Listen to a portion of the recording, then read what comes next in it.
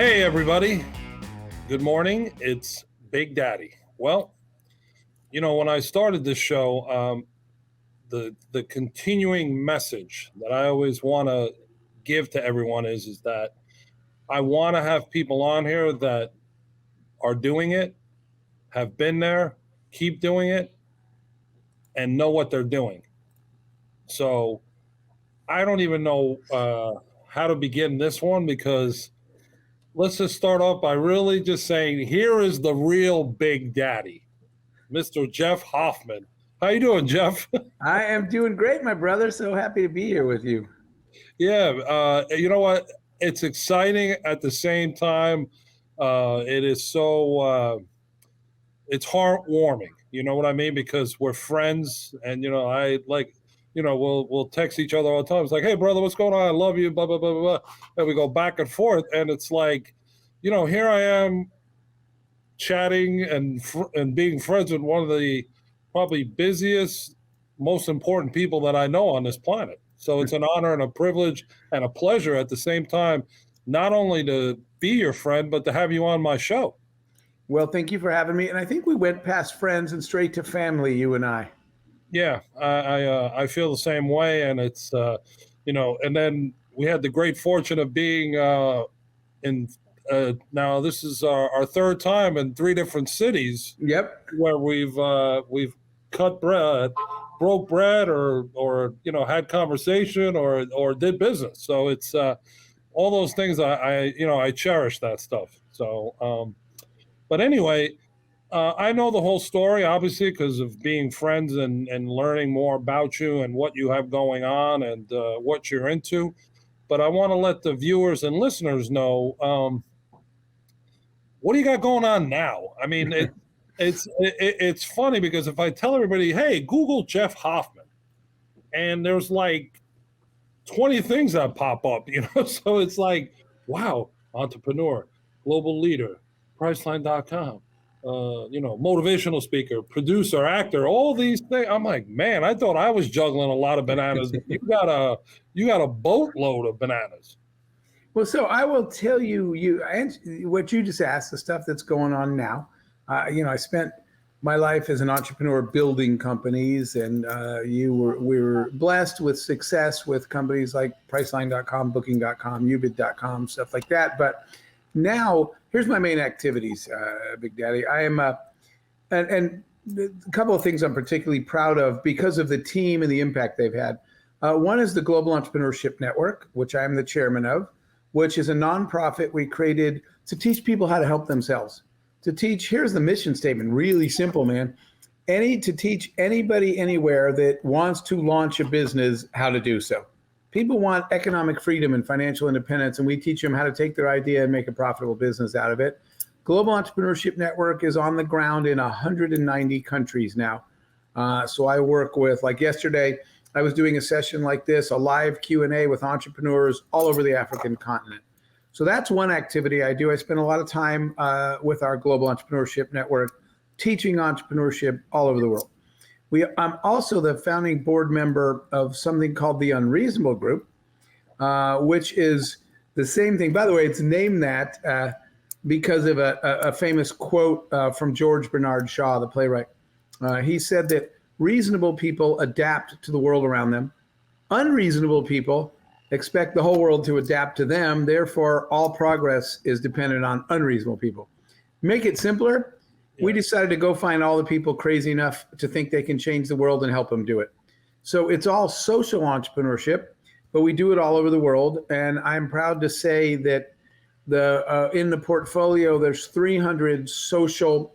These are people providing food, drinking water, healthcare, education, solving the world's biggest problems. There's over 300 companies in our portfolio. We have raised collectively to fund social entrepreneurship to make the world a better place, over $7 billion in funding worldwide. And we positively impacted about 700 million lives and families. So I'm proud of our teams there. Last thing now is we've been spending a lot of time on television production. We produced our own show, something called Success in the City, which is a definition of what does success mean for this whole next generation of people. and we were fortunate enough to win an Emmy for that show. And now, really excited because on October 19th will be the premiere of a brand new show that I'm both executive producing and starring in. It's called Going Public. And Going Public is like Shark Tank, except the TV viewers get to invest in the companies I'll be showing you on TV, not the sharks. So it's your chance, no minimum, whatever you want. If you want to buy some stock in these companies, the same way the sharks do on TV, pre-IPO at a pre-IPO price, we're democratizing investing and letting you do that. So that's the main stuff I got going on, Big Daddy. Well, it's so impressive, and actually, my admiration always grows bigger and deeper, because when you sit there and I watch you progress and learn more and more every time we get together and speak and whatnot. It's I could actually say, hey, Jeff Hoffman's a mentor, because I'm watching and I'm trying to absorb as much as I could take in, and then obviously, to make alliances that I think would be beneficial for you and the person, and we know who those are, without mentioning names. But I think anyone that's watching and listening to this show, please learn more about Jeff Hoffman, because you can learn a lot. And for me, I could say I'm one of those stubborn learners that usually takes like 3 or 4 times to learn the same sentence once. But by listening to you and really paying attention and focusing, it's kind of like I have ADD, but I really don't. But when you sit there and you watch, how you operate, and just listening to you and reading stuff, it's it's very eye-opening and very exciting at the same time. Thank you. And by the way, I got to thank you for something you just mentioned. You are such a selfless giver. You share your network, you share your friends, you share your knowledge, and you've already introduced me in your network to some of your amazing friends that I've already, really learned and benefited from just knowing. So thank you for always giving. I really appreciate you. Well, thank you. Well, you know what? That's I've gotten wiser as I've gotten older, believe it or not, and you have to learn to give, but make sure you give for the right reason, and also to the right people, because you know this better probably than anybody.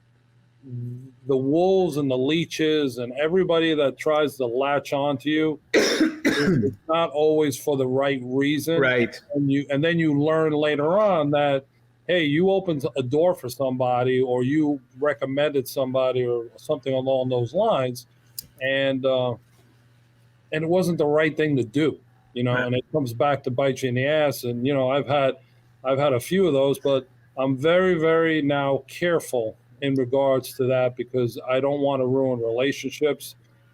These friendships like yours and these other people, they're priceless, and they're so meaningful, and they're important. So you gotta protect your friends, because if you don't, no one's going to do it.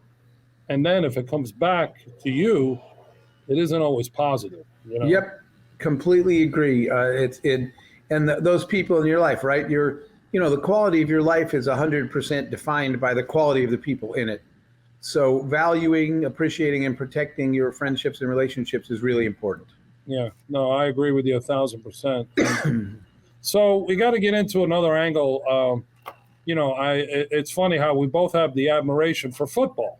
Obviously, we have a lot of friends that come from that world, and this past weekend we got to share. We watched a game together. Unfortunately, the Denver Broncos, the home team, did not win.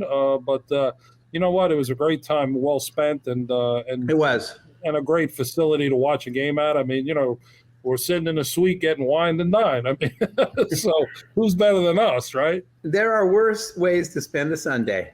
Yeah.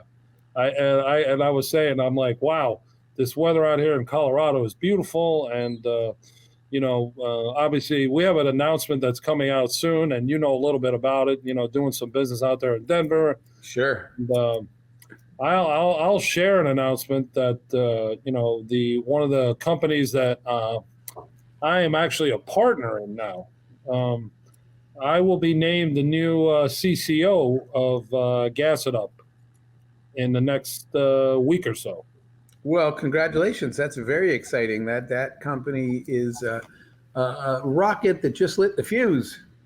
Yeah, it's exciting. We have that, and we also have Gas It Up. I mean, Charge It Up, Right. which would be for all those Teslas out there that need us to plug them in with some juice. That's exciting stuff, and that's getting bigger and better day by day. So, but Congrats.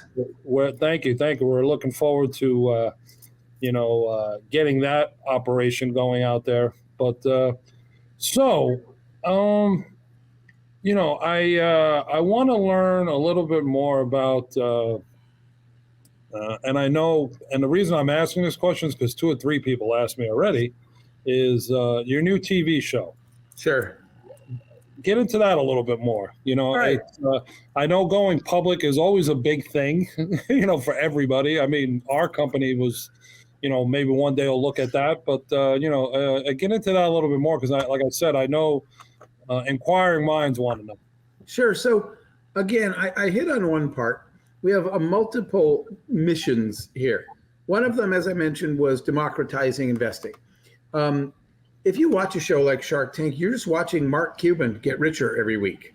But that actually reflects the real market. When there's a big IPO, IPOs are the stock, the inside opportunity tends to be offered to, I'm going to just be straight up, a lot of old white guys. Mhm. It's white, it's male, it's in kind of a good old boys network. That's who gets these deals. And the minimums are so high that the average person couldn't get them anyway.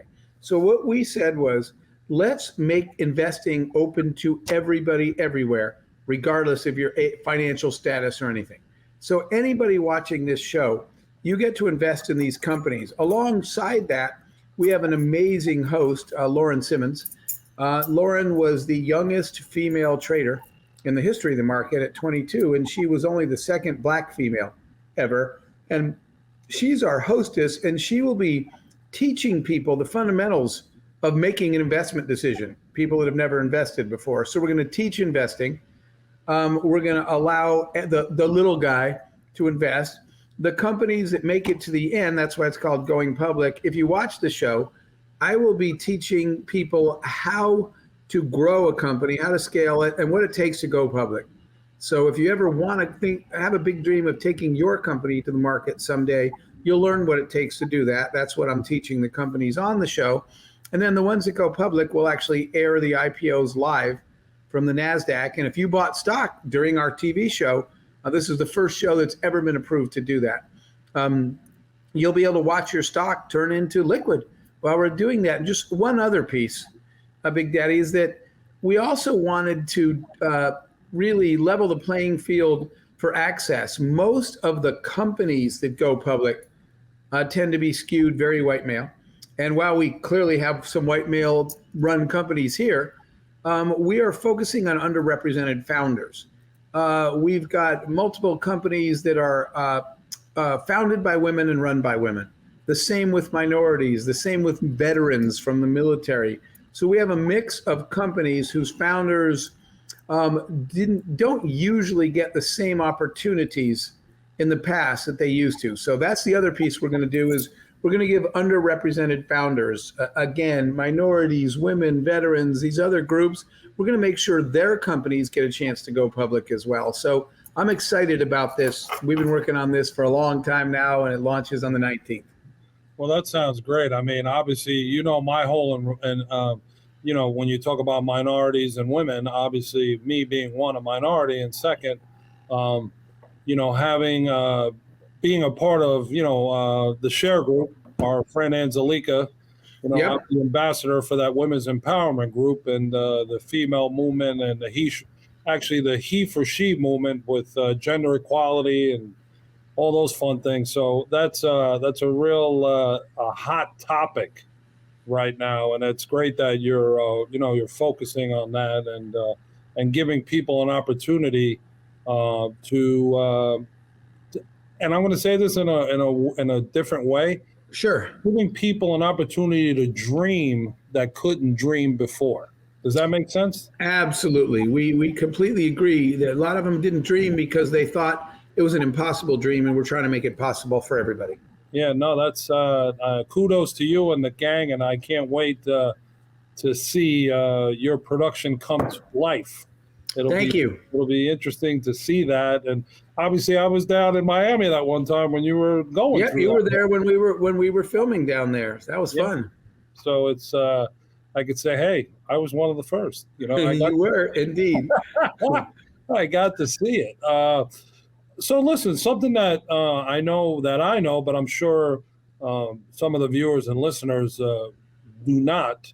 Um, your love for sports. I know we've discussed about, without naming teams or people, I know ownership opportunities and you've been there, done that, and keep getting asked to do it. So, let the people know a little bit about that and give out a little bit of information, Sure. what little you can say, without Yeah, getting. sure. So, like you, I'm just a huge sports nut. Growing up, I played everything.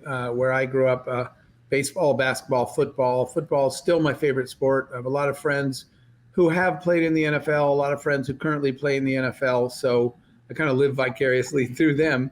But the topic of owning a professional sports team came up. That started with a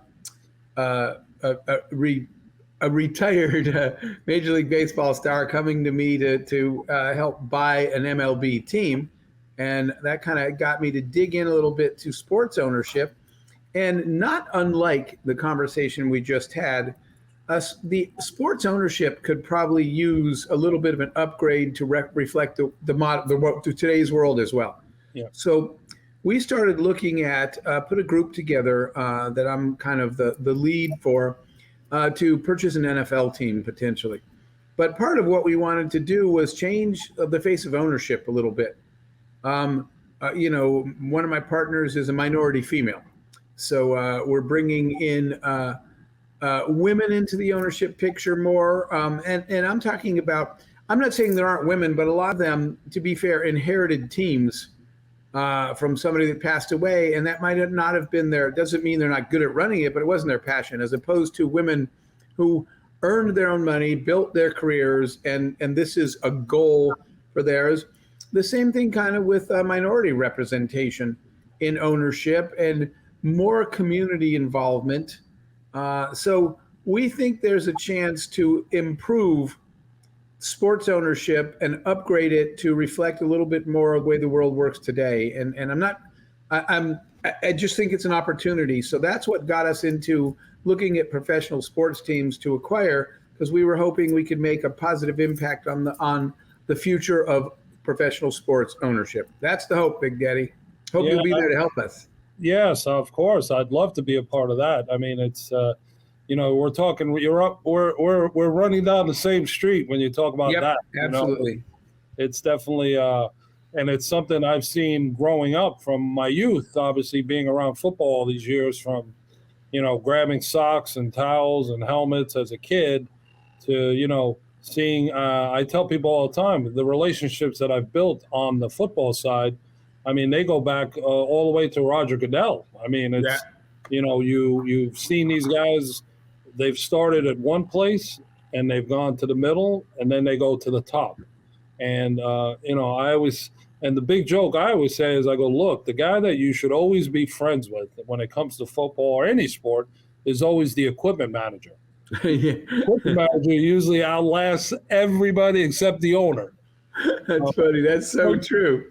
Coaching staffs change, GMs change, everything changes. But 90% of the time, the equipment manager is a lifer or he's there for a good, 10, 20 years, God willing. And so I always took that analogy from one of my dear friends who had helped me in my business that started as an equipment manager and then all of a sudden found himself as a vice president of the NFL team. And another guy that was there went to a head of a shoe company. So all those things, that's why I think I've always been able to adjust in regards to relationships whether, you're white, black, male, female, you could be from Mars, it doesn't matter. I mean, as long as you treat people the way you want to be treated, I think that's why I'm able to have so many friends and relationships the way I do that last, that last. That's exactly right, though. That is entirely because of the way you treat people. And a lot of people, they could learn a big lesson from you in relationship management. A lot of people use their relationships only when they need something.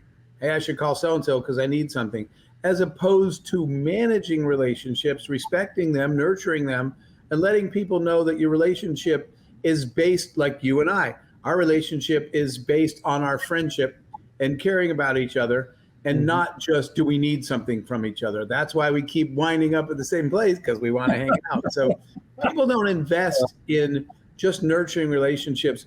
The best call ever, the call I get most of the time, is people just call me and say, hey, usually money. Hey, I need money for this. And I'm like, I'm fine, thank you. And they're like, but I didn't ask you how you were doing. It's like, exactly. The flip side is when you get a call from somebody that says, I didn't want anything, just wondered if you want to grab lunch, right? That's how you always treat me. And that is why you have such a powerful network of relationships, because people know that you respect them and care about them. Everybody should learn that you don't just use relationships when you need them.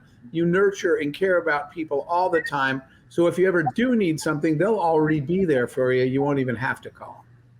Well, I'll tell you, Jeff, I do want to own an NFL team, so I'm asking right now. All right. But I was going to call you right away anyway. So. Well, thank you. But, you will definitely be part of that. But, it's like I said, this friendship of ours, and, it's like I was telling a mutual friend that we just connected you to him. And the first thing that came out of my mouth was that sincerity and honesty and me having respect is what allowed me to make that connection. Because it wasn't one of those things where, hey, I got somebody that could do this and, this and that and whatnot. I just think it's a great person to align yourself up with and become friends with. And that's it. Then it takes its pace or toll, or, you plant the seed, you hope that the tree grows, and you go with it that way. And that's why when it comes to, making intros, especially someone like yourself, obviously I'm very careful who it is, but it also has to be someone that I know is never going to embarrass me or make me look bad or upset you, because those things are so important. And regardless of our friendship and relationship, in any kind of business dealing or relationship, because you got to have people that think the same way that you do. Exactly. It's interesting that, and I especially tell, I visit I give sort of motivational talks in schools, actually all over the world. Mm-hmm. And not just in this country, but I always try to tell kids that your reputation, your integrity, your character, that is the only thing you actually own in this world. They can take everything else away, but it takes your whole life to build your reputation and 5 minutes to end it, to shatter it. So it is something to protect. And like you said, when you're really careful about not only who you let in your life, but you're really careful about who you connect to who, because it is a reflection. It's your brand. In the end, if it goes bad, they're calling you and they're saying, Big Daddy, why on earth would you make that connection for me? So I hope listeners realize that it is that important to make those decisions very carefully. I'll tell you a funny story. Me and a mutual friend, we introduced each other to two different very powerful business people. And we joke around about it because both those people are behind bars. Yeah. And, you introduced me to him and he introduced me to, vice versa. And that was a valuable lesson, because that came out of left field. I mean, neither one of us knew that the person that we were meeting had some sort of issues going on. And, it's like, and for a while there, I was kind of like, I don't want to meet anybody. I don't want any friends. You want a friend? I don't want to be friends with anybody, but, as you get older and you mature and you learn, Me, I'm still not mature, and I'm learning every day. As a friend of mine always tells me, they have a kid and I'm a kid. So when they see me, they think they have two kids, but, and again, it's, the world of relationships is such a key component in life. Yep. Like you said, that people sometimes take it for granted or don't understand the value of it. I think that's a very important thing. Hey man, don't grow up too fast.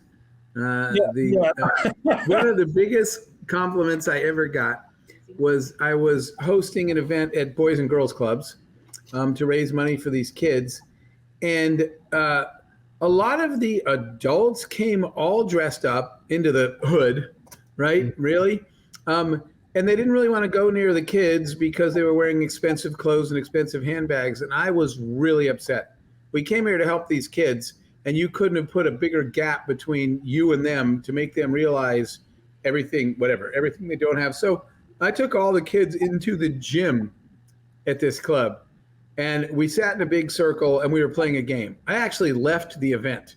I left all the adults to do their cocktail party, and I took all the kids, who was the only reason we were there. But it's funny, is we were sitting on the floor in a big circle playing this game, and all of a sudden, all the laughter stopped. And I said, "What's wrong? What happened?" And a couple of the kids turned to me, rolled their eyes, and said, "The adults are here now." And I was like, "Wait a minute, I started to say, what am I?" And I was like, you know what? That's the coolest thing you could have told me. The fact that I was accepted into the pack and not considered an adult, I was like, that meant a lot to me, that I was okay, but when the adults came, it wasn't fun anymore. So don't grow up too fast, my friend. No, I try not to. I figure you were going to tell everybody that you were playing Duck, Duck, Goose, being in a big circle with kids. Close enough. What we were doing was trying to passing my phone around. Yep. And you had to make the goofiest possible face you could, or the silliest. And we were taking pictures of it, and the kids were voting on them. So we were laughing hysterically at who could make the craziest face. And then the adults came and ruined the whole thing.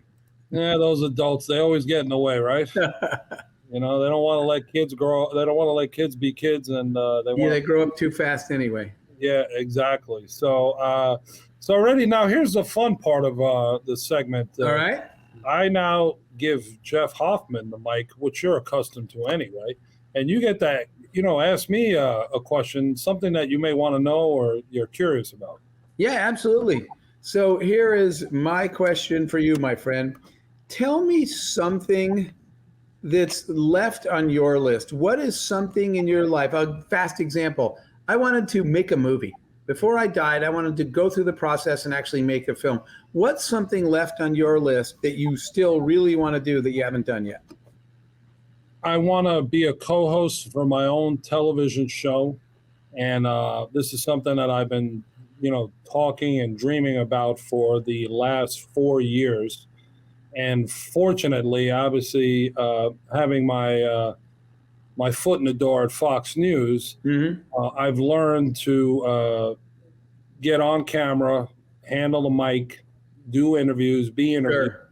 And Brian Kilmeade, who's one of the co-hosts at Fox and Friends, Monday through Fridays, he's a guy that's really taught me quite a bit. And he would be actually the lead guy as a host. So, he comes originally from a sports background, and he's a fellow Long Islander like I am, played college soccer, and, me playing college football. And this is something that we've been trying to get done, and we will get done.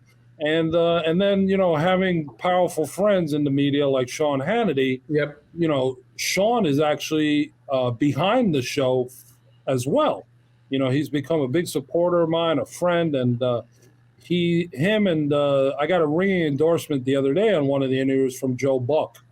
Okay, excellent. So if I can't get it done with those three guys, then I don't know, or maybe I have a face for radio.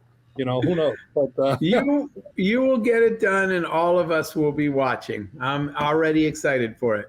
Well, thank you. So that's a great question, because that is really, I'm fortunate to be in so many different world, so to speak.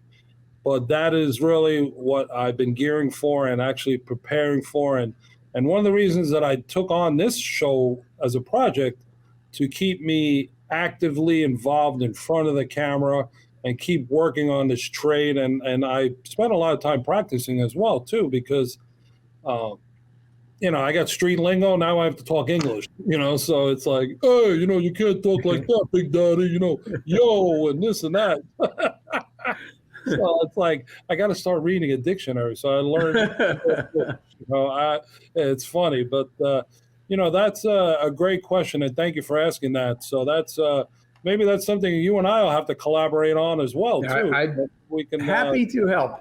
Yep. And don't let anybody tell you to talk any differently or be any differently than just being you. That's what we all love. Yeah. Well, thank you. I appreciate that. And those words mean they're priceless, because when they come from someone like you, it's it's like I said, you're the real Big Daddy. I'm just little daddy. So unless I'm standing next to you, then then I'm the security guard. So anyway, let's tell everyone who all the listeners and viewers, where do they find Jeff Hoffman? Social media. Tell everybody. We want to follow you, follow the show. Happy to do that. I have a website, jeffhoffman.com. My Facebook and Instagram are Speaker Jeff Hoffman. My LinkedIn and Twitter are just Speaker Jeff. Our show is called Going Public, and you can follow that on goingpublic.com. That tells you where it airs and where to watch it and everything else there. So thank you very, very much. But again, you can get me right to my own website, jeffhoffman.com as well. Well, listen, Jeff, I can't say thank you enough. And, I love you, brother. You're the best. And I look forward to more adventures with Big Daddy Jeff Hoffman. All right. That makes me smile. Here's to our next adventure. Love you lots, man. And thank you for having me today. Absolutely. So to everyone out there, don't forget Big Daddy and Friends, where we bring you the stories behind the story. Until next time, we'll see everybody real soon, and make sure you keep an eye out for our friend, Jeff Hoffman. He's bringing the world to greater heights. Until next time, we'll see everyone real soon.